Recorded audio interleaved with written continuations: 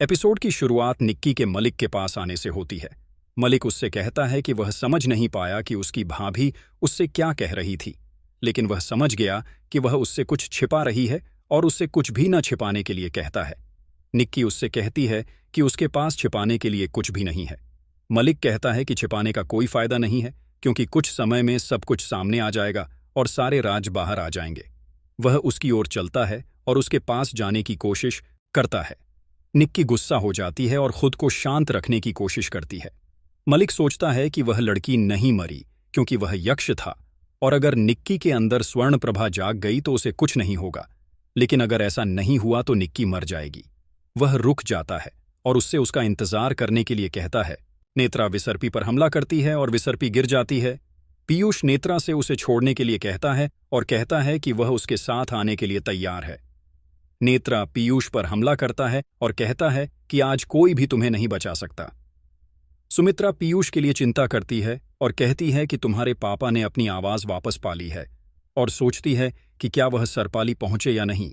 सुमित्रा को एक परछाई दिखाई देती है और उसके पीछे से एक प्रतिबिंब आता है। वह पूछती है कि वहां कौन है। नेत्रा और विसर्पी लड़ने ही वाले होते हैं। तभी पीयूष की सर्प शक्तियां उसके अंदर जाग जाती हैं और वह नेत्रा के हमले से विसर्पी को बचाता है। नेत्रा क्रोधित हो जाती है और कहती है कि वह वापस आएगी और चली जाती है। विसर्पी कहती है कि तुमने मुझे फिर से बचा लिया। मलिक बाहर आता है और एक महिला को देखता है। महिला कहती है कि मुझे माफ कर दो मलिक। मलिक उसके कंधे को काटता है और उसका खून चूसता है। महिला जल जाती है और मर जाती है। निक्की खुद से कहती है कि मलिक उसके पास आया था और सोचती है कि वह उसे ऐसा कैसे करने दे सकती है, और उसे मारने के बारे में सोचती है। वह सोचती है कि वह मेरे पास आया था, लेकिन मुझे छुआ नहीं। मलिक वहां आता है और कहता है कि तीसरा शैतानी रस्म करने का समय आ गया है, और सोचता है कि यह तुम्हें स्वर्ण प्रभा बना देगा। निक्की सोचती है कि मैं तुम्हारे खिलाफ और अधिक शक्तियां जुटाऊंगी। मलिक कहता है कि इसका नाम शक्कुन्नी का मोती है। विसर्पी बिस्तर पर आराम कर रही है। शेष बताता है कि इस मानव के कारण डायन नेत्र नागलोक में प्रवेश कर गई, और बताता है कि वे पीयूष को दंडित करेंगे। पीयूष बताता है कि वह खुद नहीं आया, बल्कि उसे सपेरा लेकर आया है। सपेरे का कहना है कि हम उसे दोषी नहीं ठहरा सकते, क्योंकि नाग गुरु ने उसे आशीर्वाद दिया है।